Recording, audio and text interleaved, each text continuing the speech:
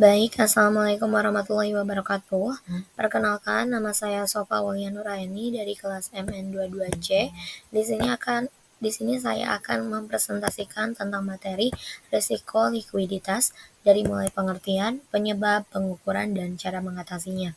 Yang pertama, di sini saya akan menjelaskan terlebih dahulu dari pengertian risiko likuiditas. Untuk risiko likuiditas adalah potensi kesulitan perusahaan dalam memenuhi kewajiban keuangan dalam jangka pendek. Ini tuh biasanya terjadi ketika perusahaan tidak memiliki cukup dana tunai atau aset likuid untuk memenuhi kebutuhan atau kewajiban utang yang jatuh tempo. Selanjutnya di sini saya akan menjelaskan dari penyebab risiko likuiditas. Resiko likuiditas dapat terjadi karena beberapa faktor. Salah satunya yaitu ketergantungan pada pendanaan jangka pendek dan seringkali membuat perusahaan rentan ketika sumber dana mendadak tidak tersedia. Selain itu juga pengelolaan kas yang buruk atau kesalahan dalam memprediksi arus kas masuk dan keluar juga dapat memperparah resiko ini.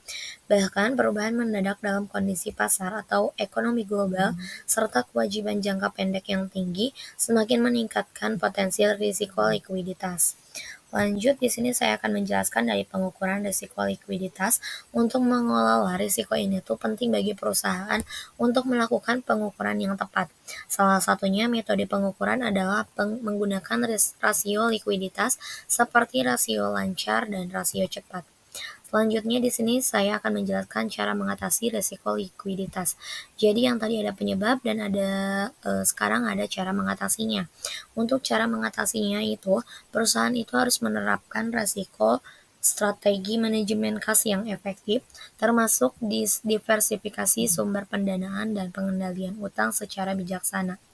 Nah, dengan merencanakan arus kas secara rinci dan menjaga keseimbangan aset lancar, perusahaan dapat mengurangi risiko keuangan yang kritis.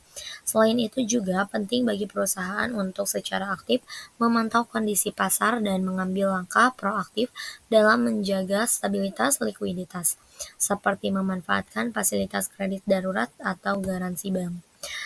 Yang terakhir saya akan memberikan kesimpulan dari semua materi yang saya sampaikan.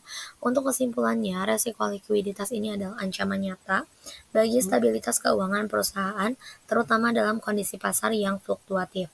Nah, dengan memahami penyebab, melakukan pengukuran yang tepat ini, menerapkan strategi mitigasi risiko yang efektif. Perusahaan juga dapat memastikan keberlangsungan operasional dan melindungi kinerja jangka panjangnya. Baik, terima kasih atas perhatiannya. Mohon maaf jika ada salah dalam pengucapannya. Wabillahi taufiq wal hidayah. Wassalamualaikum warahmatullahi wabarakatuh.